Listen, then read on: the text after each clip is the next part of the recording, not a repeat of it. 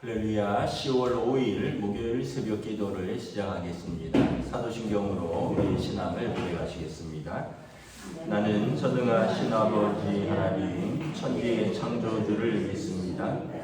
나는 그의 유일하신 아들 우리 주 예수 그리스도를 믿습니다.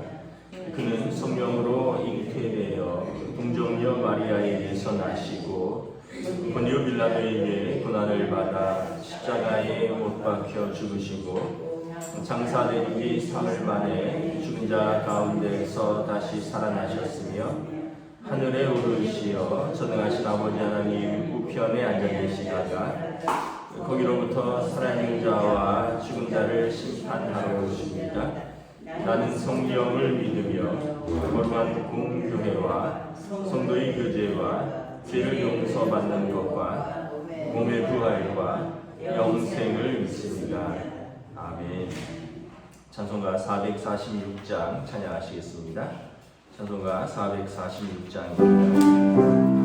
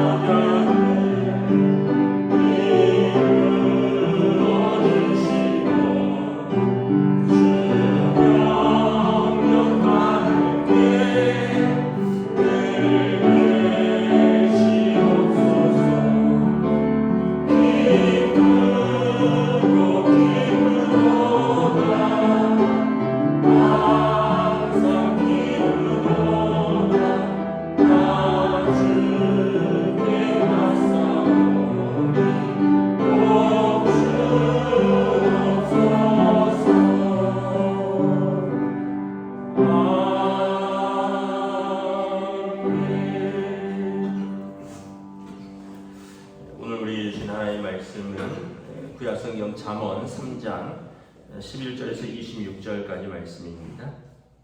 잠언 3장 11절에서 26절입니다. 다 찾으신 줄 알고 저 여러분들이 한 절씩 교독하도록 하겠습니다. 내 아들아 여호와의 징계를 경히 여기지 말라. 그 꾸지람을 싫어하지 말라. 대저 여호와께서 그 사랑하시는 자를 징계하시기를 마치 아비가 그 기뻐하는 아들을 징계함 같이 하시니라. 지혜를 얻은 자와 명철을 얻은 자는 복이 있나니 이는 지혜를 얻는 것이 은을 얻는 것보다 낫고 그 이익이 정금보다 나으니라.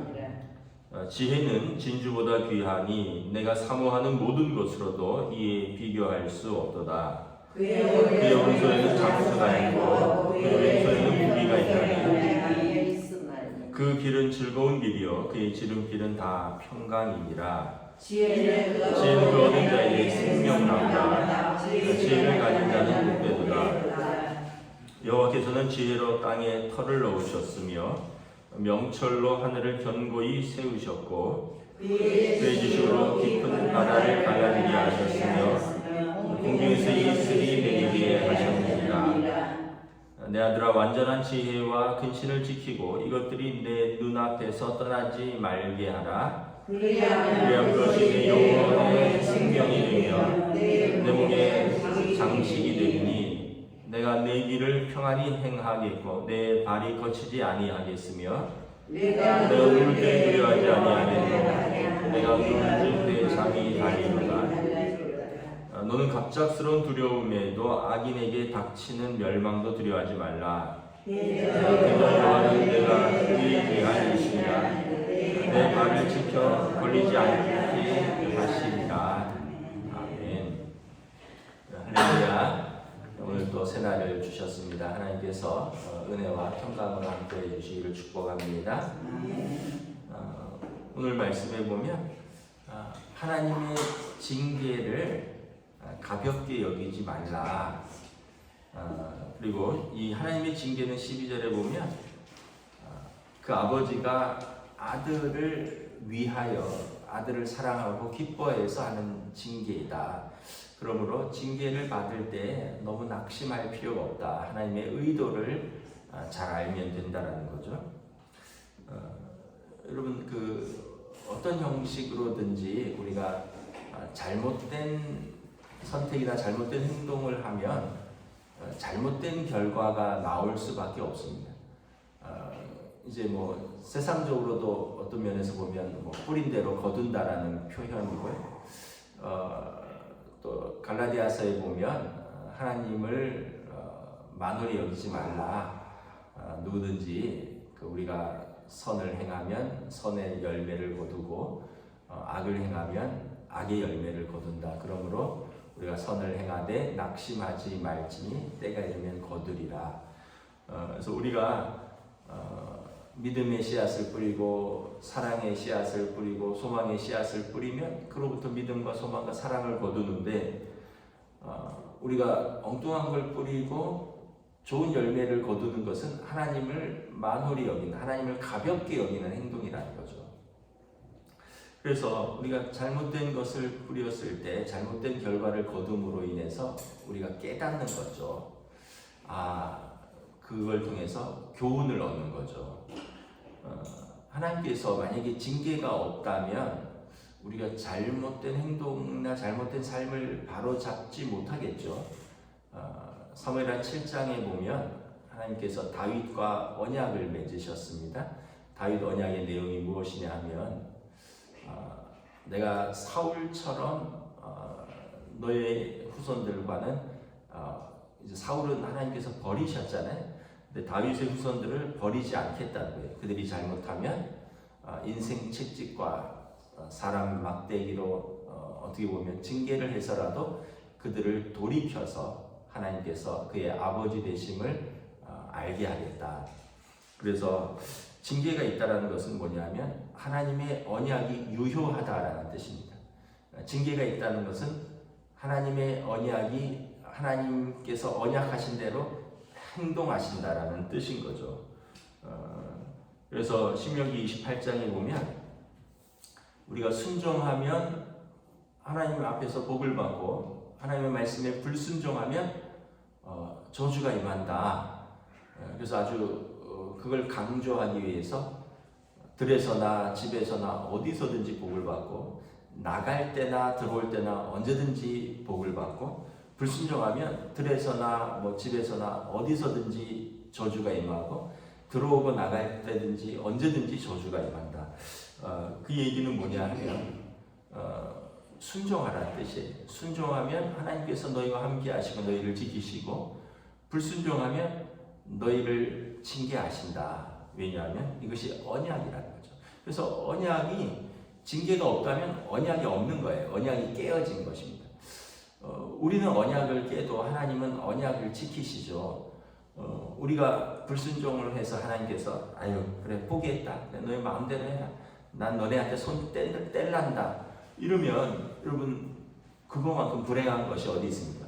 근데 우리가 언약을 깨도 하나님께서는 언약이 신실하시기 때문에 우리에게 징계를 하시는 거죠. 그래서 난 너희를 포기하지 않았다. 사람 채찍과 인생 막대기로 다스려서라도 내 언약 가운데 다시 돌아와라. 이게 징계인 것이죠. 그러므로 하나님의 언약을 아는 사람은 징계에도 낙심하지 않는다는 것입니다. 여러분 우리가 자녀들에게 끊임없이 잔소리하는 이유가 무엇인가요?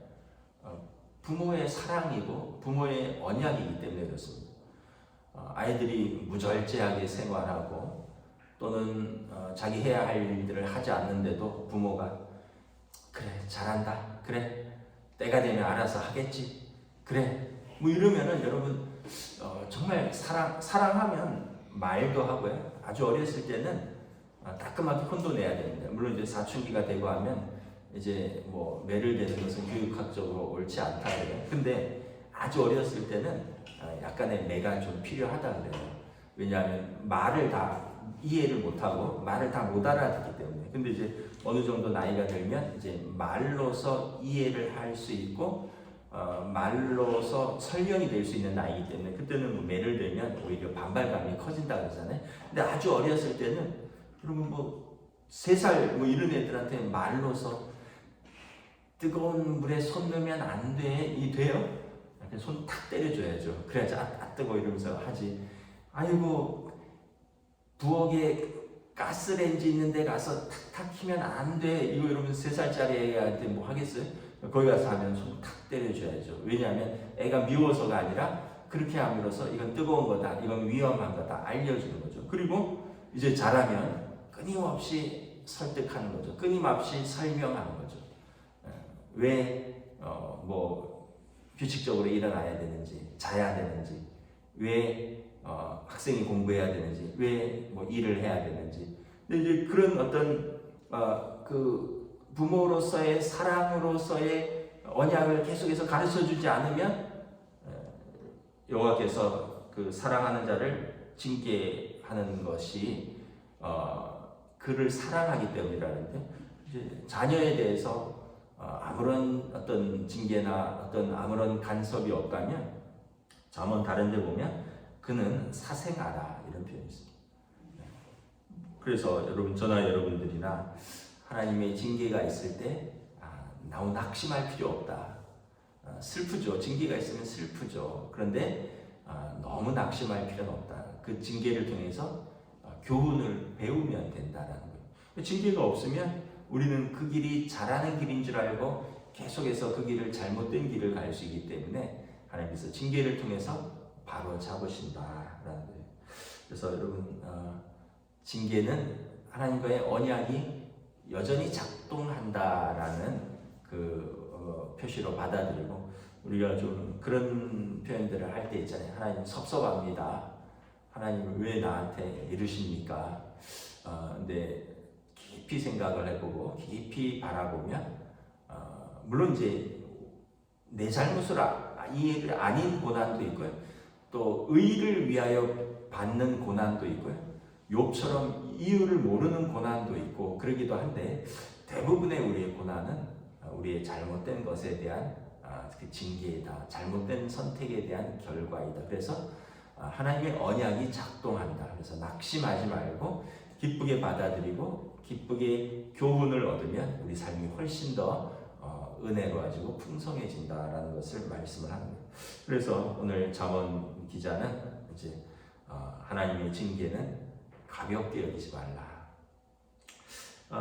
그래서 13절, 14절, 15절 쭉 보면 지혜를 얻는데 이 지혜는 진주보다 귀하고 은을 얻는 것보다 귀하고 정금보다 귀하다라는 거예요. 마태복음을 보면 그 천국 비유 중에 하나님 나라는 밭에 숨기운 보화와 같아. 그래서 그 그것을 발견한 사람은 모든 것을 팔아서 그 밭을 산다. 또 하나님 나라는 좋은 진주를 구하는 그 상인과 같아. 그래서 좋은 진주를 구하기 위해서 어디든지 다니면서 그걸 찾고 그것을 산다라는 거죠. 그러니까 하나님 나라가 그와 같다는 거예요. 여러분, 하나님의 나라, 하나님의 말씀이 그와 같다는 거예요. 우리가 이 땅에 우리 어른들 또 여자분들 좋은 진주 반지 또 좋은 어떤 명품 가방 그런 거 있으면 좋죠. 그런데 그거를 사모하고 그걸 가지기를 원하는 것보다 더 중요한 게 하나님 나라다. 그리고 하나님 말씀을 그렇게 사모하면 하나님께서 그 귀한 진주보다 더 귀한 지혜를 주신다. 하나님 말씀을 그렇게 사모하고 하나님 말씀을 구하면 우리가 그렇게 얻기 원하는 은보다 금보다 그게 훨씬 더 낫다라는 거예요. 여러분, 좋은 진주나 좋은 은이나 좋은 금이나 이런 거 가지고 있으면 좋죠. 금반지 예쁜 거나 예쁜 진주 귀걸이나 이런 거 목걸이나 근데 사실은 그거는 그냥 자기 만족에 불과한데 하나님 말씀을 그렇게 사모하고 그렇게 가지고 있으면 우리 삶이 훨씬 더 윤택하다는 거예요. 여러분, 좋은 진주 목걸이가 우리 삶에 지혜를 주는 건 아니잖아요. 그냥 내 만족을 주는 거죠. 여러분, 좀 좋은 금반지가 내 만족이지 그것이 우리 삶의 길을 알려주는 건 아니잖아요. 근데 하나님의 말씀은 보이지는 않지만 그것이 우리에게 지혜를 주고 또 우리에게 생명의 길을 주고 그것이 우리 영혼에 즐거움을 준다는 거예요. 26절에 보면 그의 오른손에는 장수가 있고 그의 왼손에는 부귀가 있나니 그 길은 즐거운 길이요 그 지름길은 다 평강이니라. 하나님의 말씀에 그게 이제 평강의 길이니까 죄의 길이 아니니까 평강이 있죠. 그러니까 평강이 있으면 장수가 있다 그랬잖아요. 왼손에는 부귀가 있나니. 그러니까 이제 아까 말씀드렸다시피 하나님 말씀에 순종하면 들어와도 나가도 복을 받고 그래서 구약에서의 복은 물질적인 복하고도 연결이 됩니다. 물론 먼저 하나님의 말씀에 순종하는 자의 하나님의 자녀됨의 그 영혼의 복인데 더불어서 그에게 하나님께서 평강도 주시고 나가도 들어가도 복을 주시고 그래서 그의 길은 즐거운 길이요 진리 안에 거하니까 거치는 것이 없고 또 그 영혼이 즐거움이라는 거죠. 그리고 그의 지름길은 다 평강이니라. 여러분, 진짜 즐거움이 무엇일까요? 영혼의 즐거움이죠. 우리가 여러 가지 즐거움이 있잖아요. 명절 때 잘 쉬는 것도 즐거움이고 또 맛있는 음식을 먹는 것도 즐거움이고 또 가족들 이렇게 자녀 손들을 다 만나 삼키는 것도 즐거움이고 또 학생들은 공부 열심히 해서 하나씩 깨달아가는 것도 학생들은 즐거움이죠. 근데 가장 큰 즐거움은 뭐예요? 영원한 즐거움은 여러분 죄를 용서받고 그리고 하나님 나라를 얻는 그 영원한 즐거움입니다.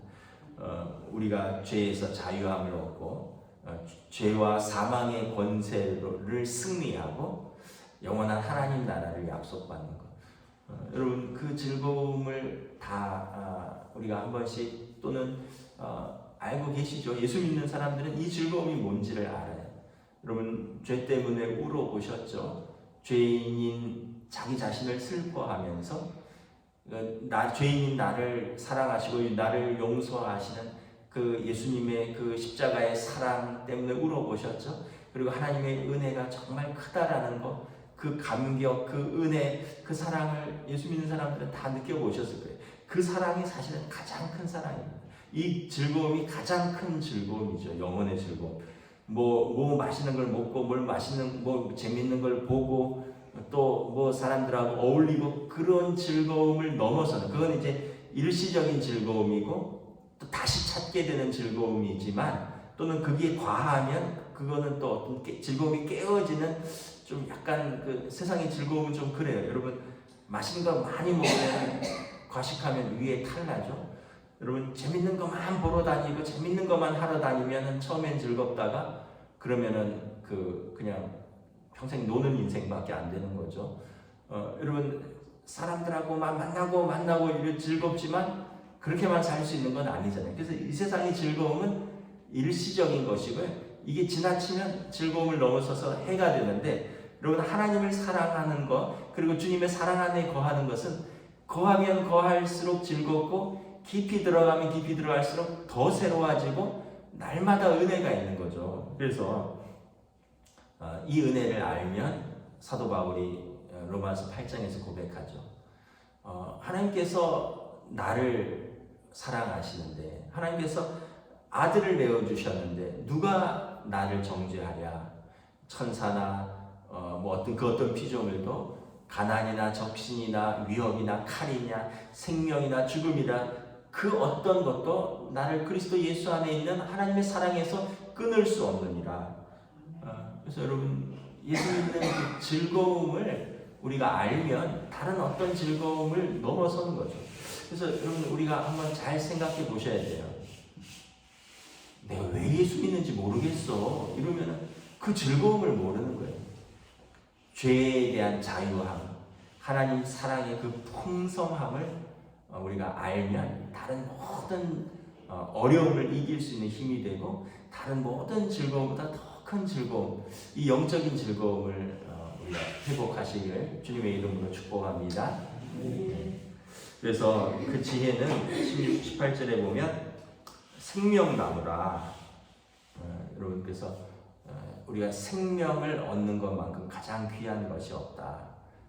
저나 여러분이나 다 때가 되면 이제 육신의 장막이 허물어질 텐데 하나님 앞에 갔을 때 그 생명책에 그 이름이 기록되어 있는 거죠. 여러분 그거만큼 복된 것이 어디 있습니까? 그래서 이 하나님을 찾는 자들, 하나님의 자녀된 자들에게 이러한 즐거움이 있고 이러한 복이 있다라는 것입니다. 그래서 이러한 사람들은 22절에 보면 그것이 내 영혼의 생명이 되며 내 목의 장식이 되리라. 우리 영혼의, 우리의 생명에 이것이 우리의 장식이고 이것이 자랑이고 이것이 기쁨이 되고 우리의 가는 길이 평안하겠고 내 발이 거치지 아니하겠으며. 그러면 하나님의 말씀을 따라가는 사람이 거칠 것이 무엇이 있어요?